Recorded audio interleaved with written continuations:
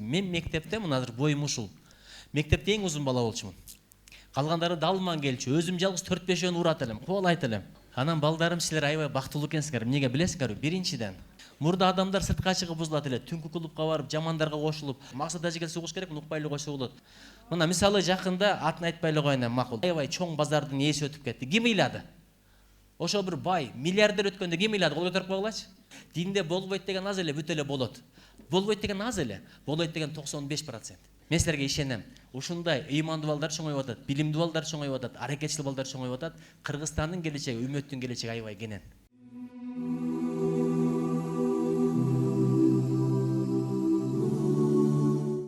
Ассаламу алейкум.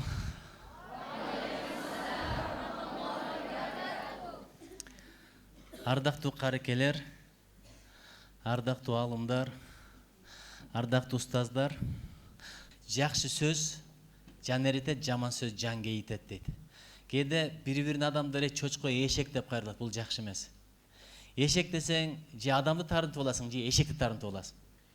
Кээ бир адамдар бар, эшектен да төмөн болот. Анда эшек таарынып алат экен. Кээ бир адамдар бар, жакшы адамдар, бирок аларды эшек десең, адам таарынып алат. Бирок бирин-бири кареке, мейли ал Курандын кызын да билбесин, алифти үйрөнерек болсун, бааны түшүнбөсүн, бирок кареке деп айтып койгон жаман сөз эмес, бул дуа тилек. Хафиз, алым досум деп айтып койгон жаман нерсе эмес, балким ал чындап эле алым болот. Ошон үчүн эч кимден өзүңдү жогору койбо дейт, баарын өзүңдөн жогору кой дейт. Эч кимди өзүңдөн жогору койбо дейт. Балким мындай бир түшүнүк бар да, жаш баланы өзүңдөн жогору кол, анын күнөөсү жок, ал таза дейт. Аксакалды өзүңдөн жогору кой, анын тажрыйбасы көп дейт. Ошол эле мезгилде жахилди өзүңдөн жогору кой, ал күнөөнү билбей кылып атат, сен билип туруп кылып атасың. Экөөнүн айырмасы чоң дейт. Ошон үчүн сен жакшы, мен жаман деген өтө сонун нерсе да. Баары жакшы, мен жаман деген. Адам качан өсөт экен? Мен арттамын, мен начар адаммын, адам болушум керек, оңолушум керек, илим билим алышым керек деген сайын өнүгөт. Анан мен жакшымын, мага караганда бул начар десең болду, аркага кетесиң. Адамдын өсүп аткан белгисин айтайынбы? Өзүңдүн кемчилигиңди көрөсүң, башка бирөөнүн жакшы жагын көрөсүң. Адамдын аркага жакка кетип атканын, арка кедерге кетип атканын белгиси ушул. Башка бирөөнүн кемчилигин көрөсүң, өзүңдүн жакшы жагын көрөсүң. Мен жакшымын, бул жаман дей баштайсың. Бирдеке болсо эле бирөөнү айыптайсың. Бирдеке болсо эле бирөөдөн көрөсүң. Чубак ажык айтат эле го, кээ бир адамдар дейт, эмне болсо эле бирөөдөн көрө берет дейт. Жыгылып калса деле өзүнөн көрбөйт дейт, же тепкичтен көрөт, же кардан көрөт, же муздан көрөт дейт. Ошон үчүн бир көзүң менен өзүңдүн жаман жагыңды кара, бир көзүң менен бирөөнүн жакшы жагын кара. Түшүндүңөрбү? Кана колду мындай кылалычы, бир көз менен мындай көтөргүлө. Бирөөнүн жакшы жагын карайбыз. Бир көз менен бирөөнүн өзүбүздүн жаман жакты карайбыз. Түшүндүңөрбү? Адам кыймыл менен сөздү бириктиргенде эсте калат. Ошон үчүн балдар муршага үйрөнгүлө. Ар бир адамдын жакшы жактары бар. Сен эң жаман деген, эки алган, адепсиз көрүнгөн баланын дагычы Аллага жаккан бир сыпаты болушу мүмкүн. Ошону көрө билиш керек. Атыңыз ким, таксырым? Мына Абдулла, таксырга А кеткен жакшы сөздөрдү айтыңыздарчы. Абдулла сен, А. Абдулла сен. Абдулла сен. Азаматсың. Абдулла сен. Алымсың. Абдулла сен. Аруусуң, акылдуусуң. Көрдүңбү? Сиздин атыңыз ким, таксырым? Исламбек, э? Исламга айтыңлачы. Ислам сен. Ислам сен. Идиректүүсүң, э? Ислам сен. Имандуусуң, тура айтат.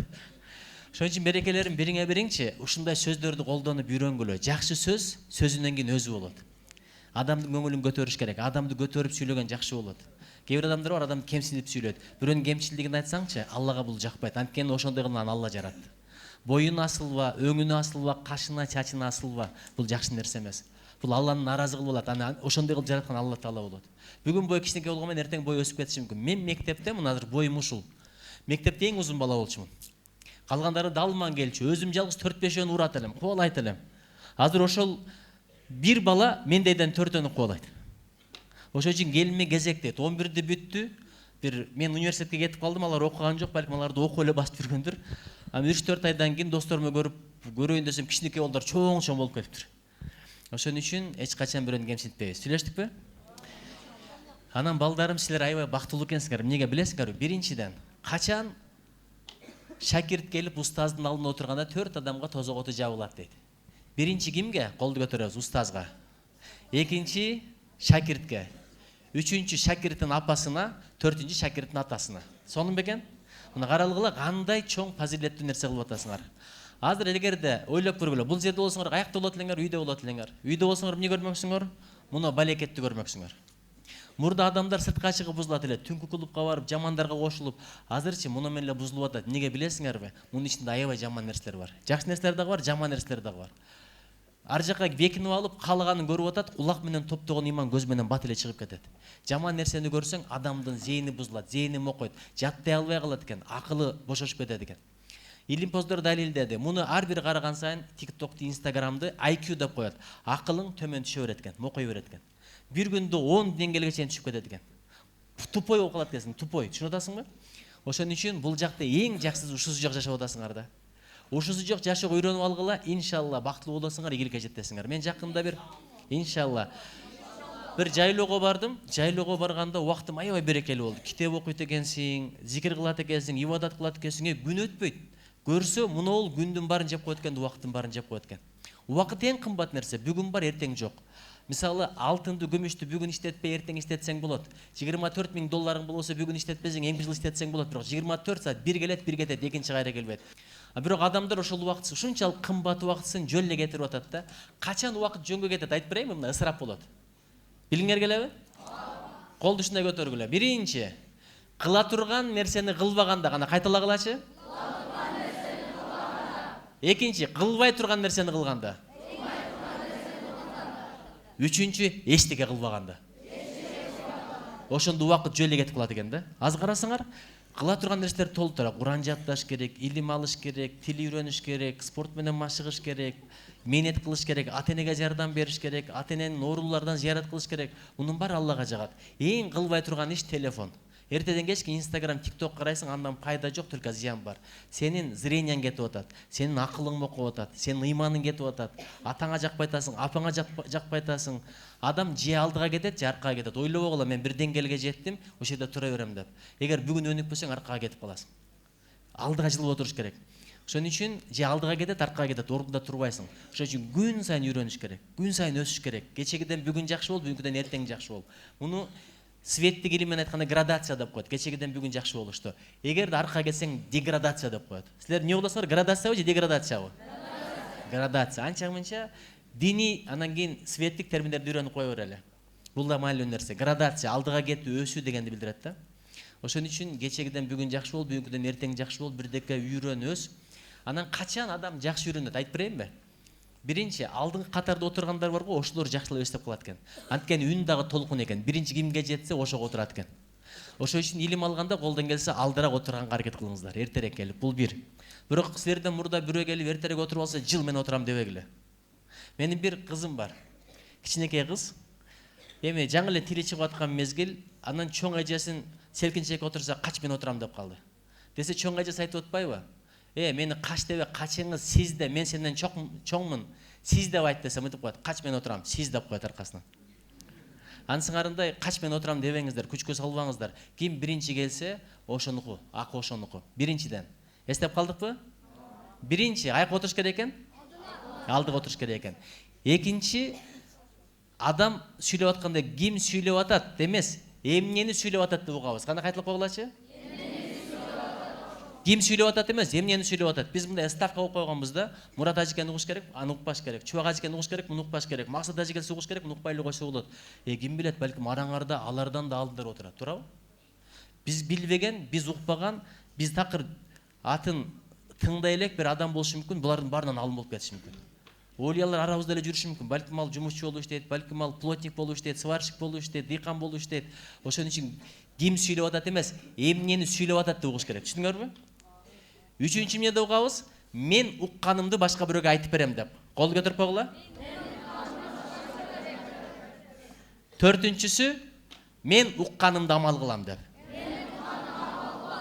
Эгерде алымдар сүйлөсө, жакшы кеңештерди берсе, ошондо адам жакшыраак угат экен да. Мисалы, бир чыны менен келсең, бир челек суу алып кете албайсың. Канча талап менен келсеңер, ошончо эле илим алып кетесиңер. Анан Алла Таала илимиңерди зыяда кылсын. Адамдын даражасы эң көтөргөн нерсе ыйман, анан илим. Илимден башка да рахат жок экен, ишенип койгула. Бизде мисалы Жалал Абадка келгендер барбы? Кол көтөрүп койгулачы. Мына Жалал Абадтыктар эс алуу десе, Жалал Абад шаарынан Арсланбапка барып эс алууну түшүнөт да, туурабы? Арслан бакканчы 3 сааттык жол, бара-барча мынтип барасың, жолдорду ачар, билесиңби? Анан бир койду аласың, машинаны жалдайсың, туугандар, достор менен отурасың, баргыча өпкөн кезилет ушинтип. Анан бир койду эс албайсың, соёсуң. Анан аны от жагып бышырасың, майланышасың, араңдан зорго жейсиң, түштөн кийин кайра жалал абадка келесиң.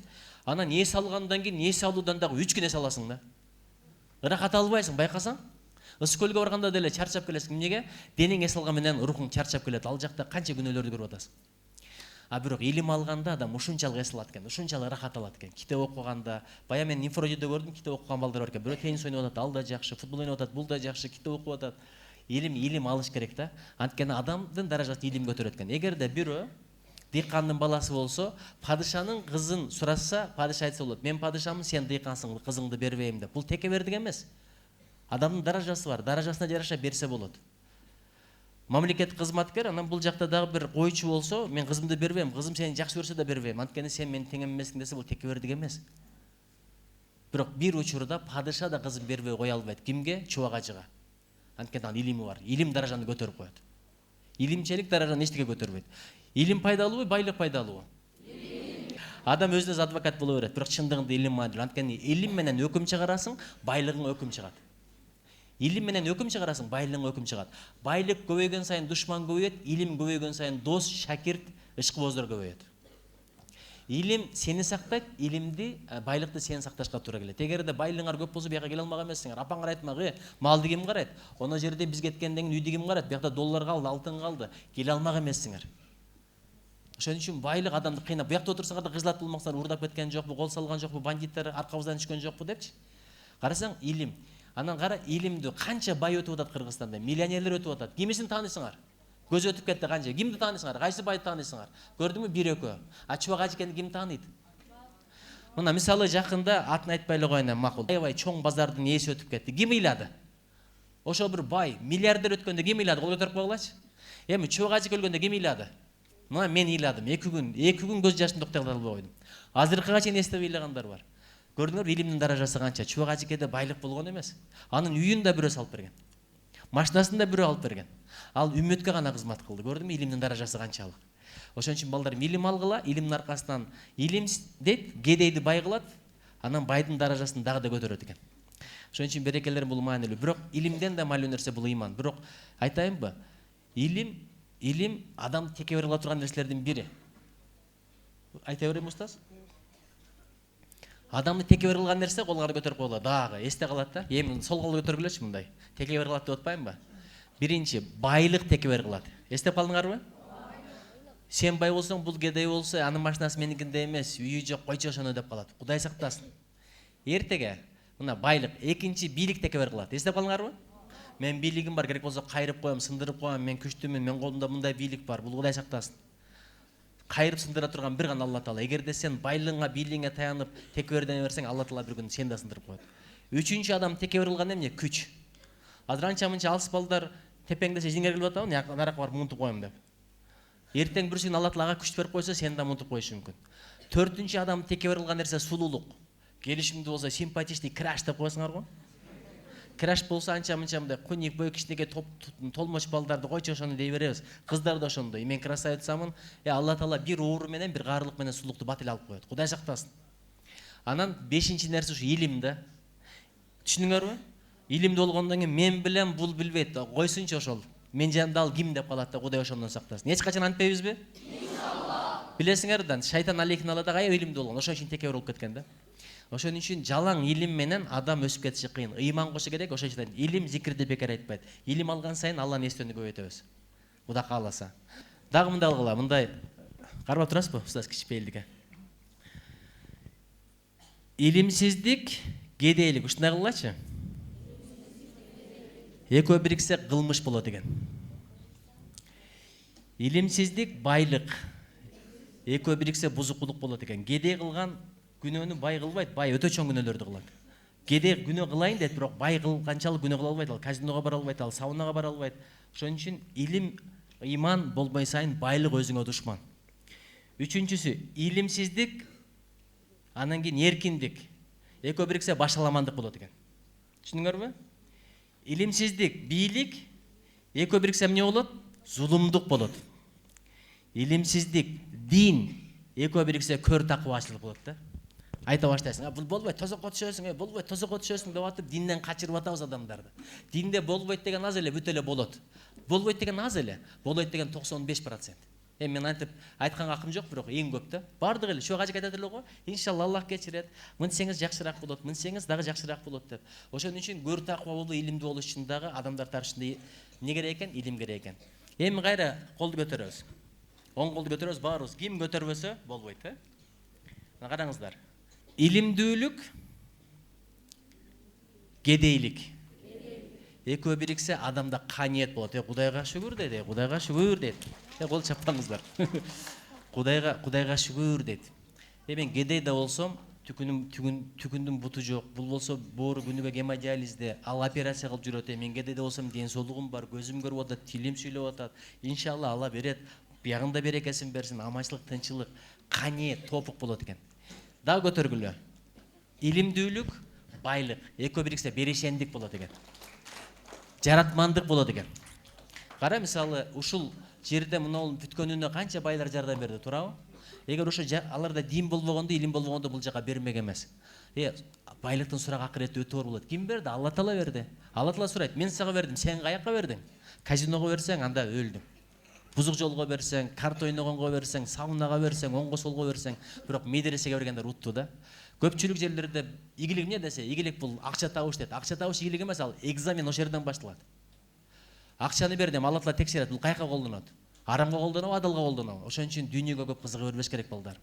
Мен көп адамдарды көрдүм, байгандан кийин бузулуп кетет экен да. Көзү да бузулат, сөзү да бузулат, текебер болот, туугандардан алыстап кетет экен, достордон алыстап кетет экен. Ыймандан алыстап кетет экен. Ошон үчүн ушундай дуа кылгыла: Алла Таала мага байлыкты берсең, берешендик менен кошо бер, такыбачылык менен кошо бер, илим менен кошо бер. Биринчи илим, ыйман, анан калганы. Биринчи байлык болсо, ал ыйманды жолотпой коет экен. Ошон үчүн дүйнөгө кызыкпагыла. Дүйнө мейли Алла Таала берсин, көп берсин. Дүйнөнүн ичине сен кирсең да, дүйнө сенин ичиңе кирбесин. Жүрөгүңө кирбесин. Ар нерсенин орду бар. Акчанын орду бул эмне? Чөнтөк менен банктагы счет, эмпак. Бул жүрөк эмес. Ошон үчүн ар нерсени ордуна колдонобуз. Бул деген пайпактын орду бут, аны башка кийип алган эле нерсе да. Калпактын орду баш, аны бутка кийип же аркага коюп отуруп алган болбойт. Ошого дүйнөгө өтө көп кызыга бербейли. Дүйнөнүн сурагы болот. Бирөө айткан экен да. Бир күнү өлө турганын билип туруп күлгөн кишиге таң калам дейт. Бир күн каткырып атасың, качан Алла Таала жаныңды алып коет билбейсиң. Ассалому алейкум деп алейкум ассалам укпай калышы мүмкүн. Тамакты кашыкка сузуп оозуңа жетпей калышы мүмкүн. Акчаны бердиң, товар колуңа жетпей калышы мүмкүн. Ошондойлор толтура. Өткөндө бирөө өлүп калыптыр, каякта дебейсиңерби? Машина менен кетип атып, светофордо токтогон жерден өлүп калыптыр. Ден соолугу чың эле. Алла Таала бул оор менен карык эле бербейт өлүмдү. Кудай сактасын. Ошон үчүн узун өмүр тилейли. Анан өлө турганын билип дейт. Мен күлгөн кишиге таң калам дейт да. Акыретти эсеп, кысап болорун билип туруп байлыкты сүйгөн кишиге таң калам дейт. Эми кара, шайтан Алейх Тааланын душманы экенин билип туруп, ошону ээрчигендерге таң калам деп атат мына. Ошон үчүн берекелерим, илим алалы, ыйманда бололу. Силер өтө бактылуу адамдар экенсиңер. Кап, мен силердин ураңарда болгондо, араңарда болсом, адамчы колду бар нерсенин баркы жок да, мына күн чыгып келатат, күн сайын күндү көрөбүз, күндүн баркы жок. Күн бир күн чыкпай калса эмне болот билесиңерби? Элестетип көр, шамал бир күн жүрбөй калса эмне болот? Болгон үчүн кадырын билбейсиң. Тоолор турат, буларды бир күн Алла Таала алып койсо, кандай жаман көрүнөт? Эми карагыла, бул жака келип алдыңар. Келип алгандан кийин окууңар келбегендер көп да. Кайра кетсем, сыртта болсом, Кудайга шүгүр дегиле, тобо дегиле. Мына мен депутат болдум, министр болдум. Ар бир жолу экзамен болгондо ошо жака мага көп адамдар чыгат. Экзамен көп экен, ал жака бара тургандар көп экен. Шейхтер менен сүйлөшүп бериңизчи, менин баламды кабыл алып койсун деп жалдырагандар жаман көп болот. Ошолордун канчасы өтпөй калды, ыйлап кетти. Силер өттүңөр, буга шүгүр дегиле. Шүгүр деген тил менен шүгүр деп коюп тишти чукуп жатыш керек эмес, окуш керек. Илим алып калгыла. Бүгүн ким менет кылса, эртеге ошо утат. Не деген сөз бар? Менет кылсаң ыраатын көрөсүң. Кандай экен? Аракет бизден, берекет кимден? Алладан. Алла Таала менетиңе жараша берет. Алла Таала адилет. Ошон үчүн окуйлу, менет кылалы.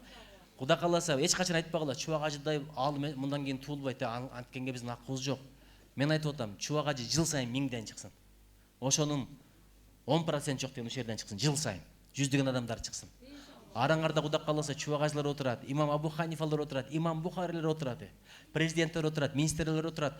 Бул дүйнөдө алдап кетсең болот, сотту, прокурорду, атаңды, апаңды, акыретте алдай албайсың. Периштелер пара албайт. Периштелер пара албайт. Ал жакта дүйнөнүн кереги жок. Ошон үчүн силерге суранарым, окугула, менет кылгыла. Адамдын даражасы кадыр эмнеде? Амалда. Дагы ой отуруп койгула мына. Адам даражасы амалда. Амалдын даражасы ыкласта. Бир ушу менен бүтүрөйүн. Сулайман алейхиссалам өзүнүн кызматкерлери менен келатыптыр. Келатса бүт баягы армиясы менен тетиги жакта 4 чымчык отуруптур. Сулайман алейхиссалам билесиңер, чымчыктардын тилин билген. Биринчи айтат эмес, муну ушу Сулайман алейхиссалам келатады. Ушу адамдар жаман күйгүздү, ушуларды Алла Таала жаратпай эле койсо болмок экен деген экен да. Себеби адамдар баарын тажатат экен да. Мына адам эс алып келсе, мен жаратылышка барып келдим. Кичине эс алып кеткендин аркасынан баклажка калат экен, мусор калат экен, кагаз калат экен. Барыштан уяласың. Немистер ошентпейт, америкалыктар ошентпейт бизге келип, өзүбүз ушундай болуп атпайбызбы? Бирок ошол жерде канча жылдан бери чөө жашап атат, карышкыр жашап атат, карга жашап атат. Кана мусор калдыбы? Калган жок. Бүт бар милдетин аткарып атат. Төө дагы, ат дагы, эшек да, чочко дагы, кумурска дагы. Адам милдетин унутуп калды. Адам максатын унутканда даражасы түшүп кетет. Элестетип көр, койдун максаты эмне? Бизге жүн бериш керек, сүт бериш керек. Эт бериш керек. Уйдук болсо сүт бериш керек. Уй 5 жыл кысыр калып тубай койсо, сүт бербей койсо эмне кыласың? Союп таштайсың. Дарактар дегесиң эмнеге? Уук кылам дейсиң. Үйгө устун кылам дейсиң. Тоголоктоп үстүн жабам дейсиң. Ал үчүн түзөш керек. Эгер кыйша косуп калса эмне кыласың? Отун кылып печкеге жаап коесуң. Ошол сыяктуу адам да максатын жоготкондо даражасы болбой калат Алла Тааланын алдында. Ошого максатыбызды билели.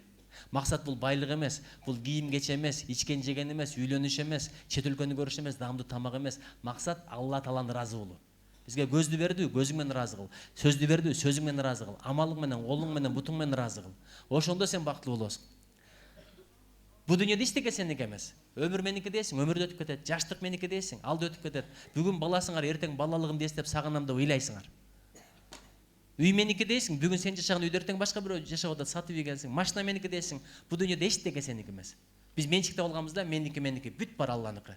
Ошон үчүн Алла менен мамилени кур, Алла Таала анан берекесин берип коет.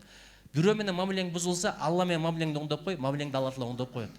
Кийин үйлөнгөндө аялың баш ийбей койсо эмне кылыш керек? Алла менен мамилени оңдо. Сен Аллага баш ийбесең, Алла Таала аялыңды сага баш ийдирбей коет экен. Ушундай экен. Балаңды да баш ийдирбей коет экен. Акыретиңди оңдо, бул дүйнөң өзү эле оңолот. Амалыңды оңдо, абалың өзү эле оңолот. Абалың, ичиңди оңдосоң, сыртың өзү эле оңолот. Сырттагы сулук жылдан жылга азаят, карыган сайын, ооруган сайын. Бир мезгилде келишкен адамды карасаң, карып, тиши түшүп, кемшейип, чачы агарып, бети тырышып калган болот. Сулууну карыганда көр дейт. Бирок ички сулуулук бар го, адеп деген, ыйман деген жылдан жылга чырайына чыгат да. Ошон үчүн адептүү бололу. Кара, адеп кандай сонун. Жогорудан келаткан адам салам айтабы, жылыйдан бараткан адам салам айтабы? Жогорудан келаткан адам, туурабы? Атчан салам айтабы же жөө салам айтабы? Атчан салам айтат, туурабы? Жаш бала салам айтабы же чоң киши бир салам айтабы? Жаш бала. Бирок жаш бала эгерде динден кабары жок болсо, адептен кабары жок болсо, чоң киши биринчи салам айтыш керек. Неге билесиңби? Анткени ал түшпөйт да, билбейт да. Бизде эмне дейт? Атаңыз урайм. Неге сен салам айтпайсың? Кимдин баласың? Атаң урушту беле десең, бала катуу тийип калат. Андан көрө ассалому алейкум деп койсоң, ошо балага тарбия болот. Адам жаш балдар өзгөчө көргөнүн кылат, укканын кылбайт. Мисалы мен силерге айтсам, балдар калп айтпагыла, жалган жарытпайт, чындык карытпайт, калптын казаны кайнабайт дегенде телефонум чыңырап калса, дос мени сураса жок деп койчу десем, кайсыны эстейсиңер? Көрдүңбү? Ошон үчүн сөз менен иш дал келиш керек иншалла. Мен силерге ишенем. Ушундай ыймандуу балдар чоңоюп атат, билимдүү балдар чоңоюп атат, аракетчил балдар чоңоюп атат. Кыргызстандын келечеги, үммөттүн келечеги аябай кенен. Силер кандай болсоңор, Кыргызстан ошондой болот. Силер кандай болсоңор, үммөт ошондой болот. Силер кандай болсоңор, келечек ошондой болот. Кудайым колдосун, коргосун, жолдосун, жолуңар ачык болсун. Алла Таалам көздөн, сөздөн сактасын, жүрөгүңө ыйман берсин, жүзүңөргө нур берсин. Бу дүйнө акырет бактылуу болгула. Бир рахметке.